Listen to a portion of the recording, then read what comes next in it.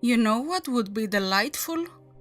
To maybe watch television or just sit around the house or take a ride in the car without my father bringing up religion.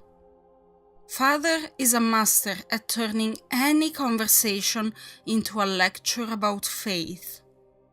Anything he reads, sees, or hears in the media is a prompt for him to hold forth on spirituality.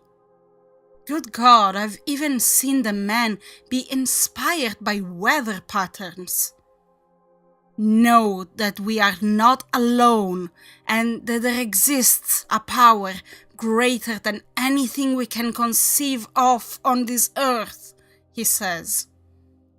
Know that the courage of faith is a bravery surpassing that of the assembled armies of the earth, he says. Faith will be tested, he says. Faith will be rewarded, he says. And says, and says, and says. Please don't misunderstand. I am a believer. I have been brought up in the faith and strive to adhere to it. However, I find it increasingly difficult to be a blind follower. For if we fear to ask questions of faith, is that not an admission of doubt? An acknowledgement that our faith, our rock, our shield, cannot withstand the slightest scrutiny? Father will have none of this, and our exchanges escalate into shouts and angry tears. Know that we have been blessed beyond measure, he says, a pointed finger trembling inches from my face. Never forget, girl.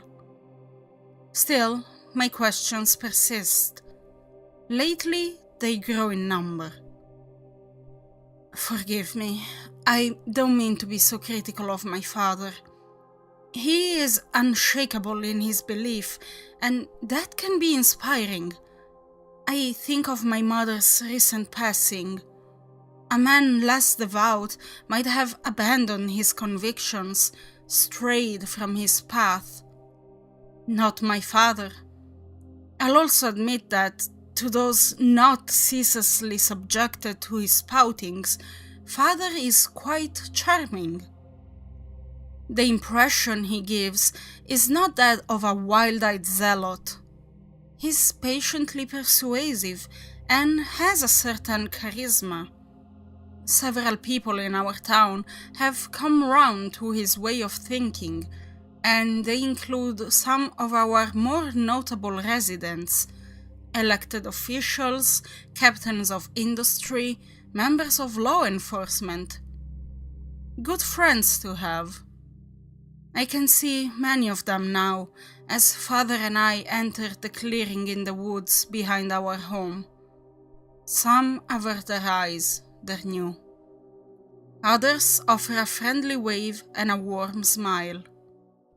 Father is at it again, telling me about the demands of faith and the comfort that awaits after our earthly trials have ceased.